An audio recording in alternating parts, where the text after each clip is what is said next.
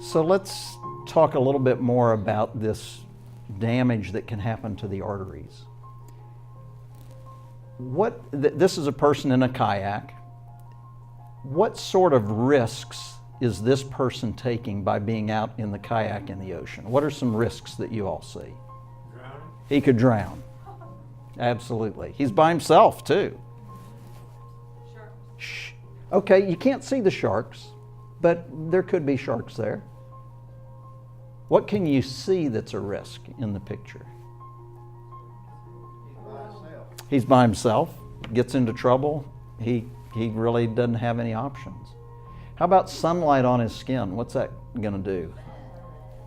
Yeah, sunburn, melanoma, skin cancers, all sorts of things.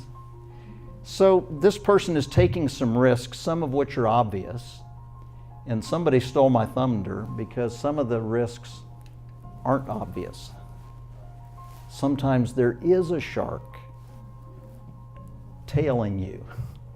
And from a health perspective, what we want to know is, do we have any sharks that are chasing us?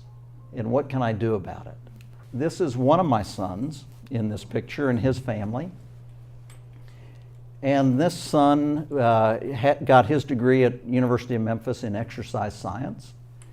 And so he understands exercise way better than I do. He takes great care of himself.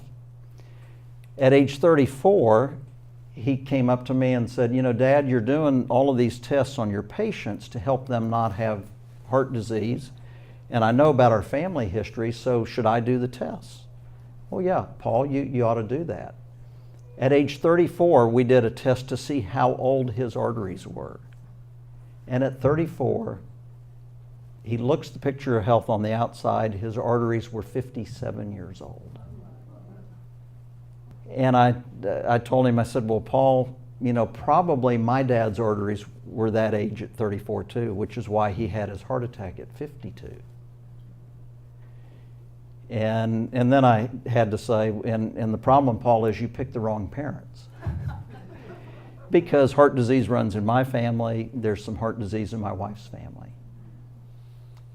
So then he said, so what do we do about it?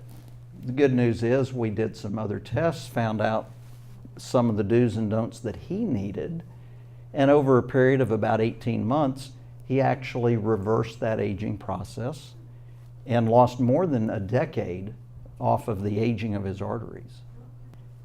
Our arteries can age faster or slower than the number of birthdays that you have. And so it turns out that if you do certain things, and we're going to talk about some of those, you can make your arteries age too fast. If you do other things, you can slow down the aging of those arteries. Every organ in the body has an artery. Anybody know how many miles of arteries are in the body? Take a guess. How many miles do you think? Did I hear 1,000? 3,000. 3,000? It's like an auction. Anybody go higher than 3,000? 5,000? I hear 5,000. It's higher than that. 10,000? 20,000? Keep going. 50,000? Keep going. 100,000. Not too. That's a little too much. 60,000. 60,000 miles of artery. And so I tell my patients that that's a highway that carries the oxygen and the nutrients to your cells. If you don't take care of the highway, it's going to be impassable.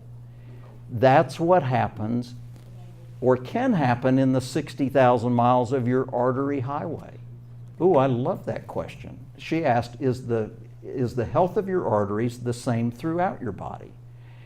Great question, because the answer is no. So different parts of the artery system do age faster than others. And that's why both heart attacks and strokes are so much more common than things like kidney failure. So the kidneys tend to not get damaged as easily, but the heart and the brain do. So absolutely. And so one way to test that is we can measure different arteries and see what's going on inside of that artery. I've had people during talks say, well, Dr. Wright, is it too late for me to do anything differently? And my answer is always, it's never too late, because our bodies were designed to heal and to repair and to restore if we give it a chance. And in the end, it's not the years in your life that count.